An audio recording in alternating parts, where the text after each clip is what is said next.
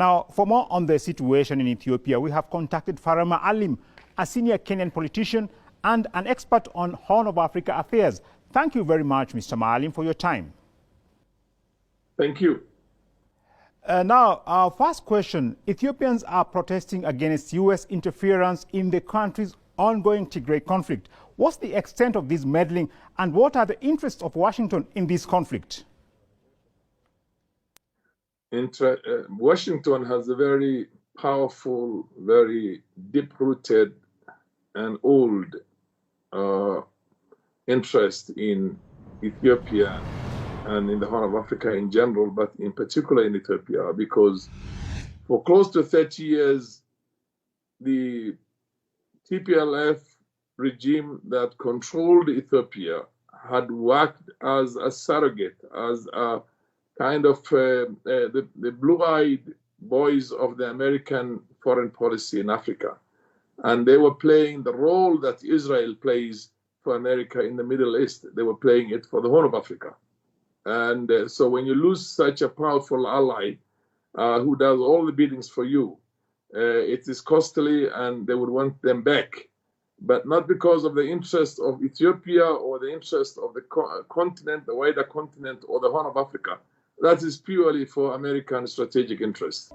And the Tigray People's Liberation Front, which also controlled Ethiopia through the EPRDF, had waged a war against Eritrea. That was a very costly war in which they wanted to recapture Eritrea and exercise that hegemony.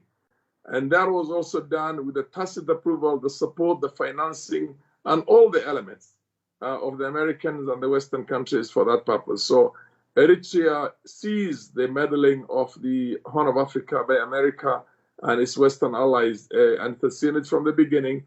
It maintained its own independence, small as it may be. It is the only country that has stood firm and that has said a no, a big no with a capital N to that meddling. Right now, the Americans are trying to revive the TPLF again. You don't forget, Americans gave billions and billions of dollars in aid to TPLF, which was not accountable. Eritrea says that the U.S. wants to resuscitate the remnants of the TPLF regime, which ruled Ethiopia for nearly 30 years. Now, does this imply that the U.S. is at odds with the current government of Abiy Ahmed? The gains that were done by Abiy Ahmed has made massive strides and massive gains in the interest of the people of Horn of Africa in the wider sense. That includes Eritrea and Somalia, and also in the interest of the Ethiopian people themselves. I mean, that is not something that Americans would be happy with. Americans don't care what happens to the populations of any country. You've seen what they did in Libya. You've seen what they've done in Iraq. You've seen what they've done in Syria. You've seen what they're doing right now to Yemen. So they don't care what happens to the 120 million Ethiopians. They only care about their own interests and this bunch of a small minority that they have been using all this time to do the bidding for them. And it's precisely because of that they want to bring them back. But they can't bring them back. Ethiopians are known to resist any form of domination. Now, Western countries are accusing Ethiopia of using starvation as a weapon of war. Ethiopia's UN ambassador, Tai Atske-Selesi Amde, has categorically rejected these accusations. When someone labels us that we are using starvation as an instrument of weapon or war, it indeed pains us.